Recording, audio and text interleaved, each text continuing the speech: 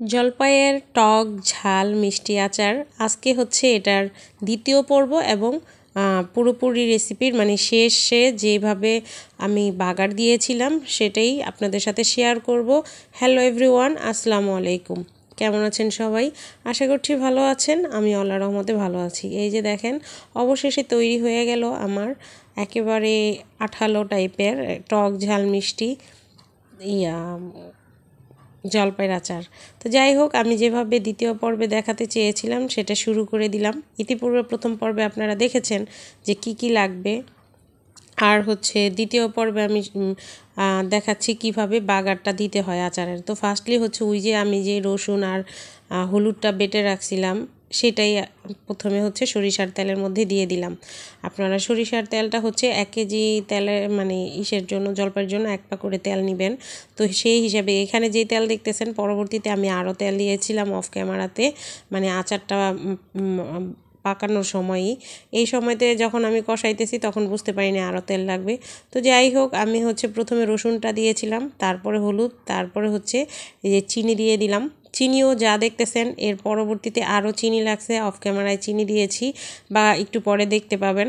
তো আমি হচ্ছে পুরো রান্নাটা মানে পুরো এই আচার বানানোর প্রক্রিয়াটা টোটালি 3 দিনে সমাপ্ত করেছি। কেউ চাইলে 1 দিনও করতে পারেন, তবে সেই ক্ষেত্রে ভালো একটা কালার আসে না। তো ভালো কালারের জন্য 3টা দিন আমি ধাপে ধাপে এটাকে জাল করেছি।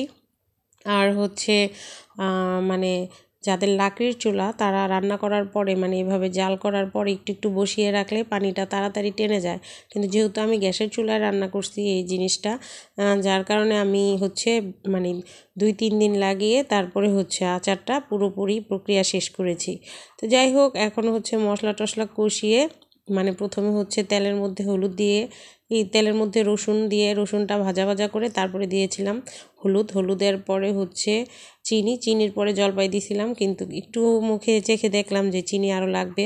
তো এরকম করতে করতে আমি অল্প অল্প করে অনেকবার চিনি মিলাইছি, মানে অল্প অল্প করে মিলাই আর মানে চিনি দেই আর মিশিয়ে নেই।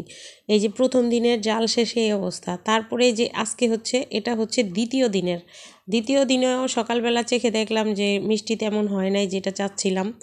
এই যে দ্বিতীয় দিনে চিনি মিলানোর পরে এইবার হচ্ছে এই যে আবার মানে দিছি গুড়। আপনারা হচ্ছে আখি গুড়টা দিবেন। আমার হাজব্যান্ড আখি গুড় পায় নাই, যার কারণে উনি হচ্ছে এই যে খেজুরের যে খোড়া মিঠাই আছে ওইটা নিয়ে আসছে।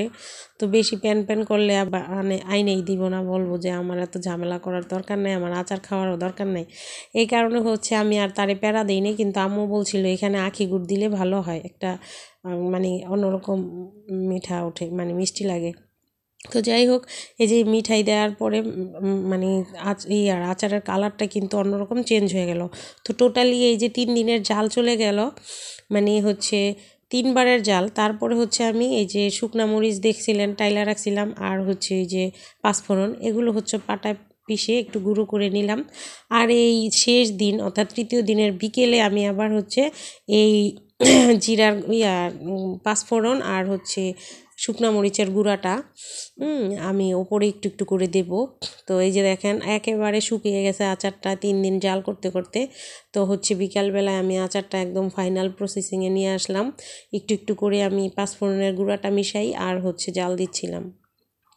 তো এমন করে খেয়ে দেখলাম যে আচারের সুন্দর একটা কালারও আসছে এবং মিষ্টিটাও ঠিক হয়ে গেছে। প্রায় 3 বার চিনি মেলানোর পরে, মানে 2 বার চিনি আর 1 বার মিঠাই দেওয়ার পরে হচ্ছে মানে পুরোপুরি মিষ্টিটা ঠিক হয়েছে। তো এই আচার বানানোর সময় বারবার মনে পড়ছে যে আম্মু আমারে কত কষ্ট করে আচার বানাই দিত, কত তেল লবণ চিনি মিষ্টি, এখন আবার লবণ দিয়ে দিলাম, ওপরে একটু লবণ কম ছিল। তো সব কিছু খরচ করে আম্মু আমাকে অনেক বৈরম মানে 2-3 বৈরমে করে আচার দিত। তখন তো বুঝি নাই, এখন বুঝি। তো ফাইনালি আমার এই আচারটা কমপ্লিট হয়ে গেল। তো সবাই ভালো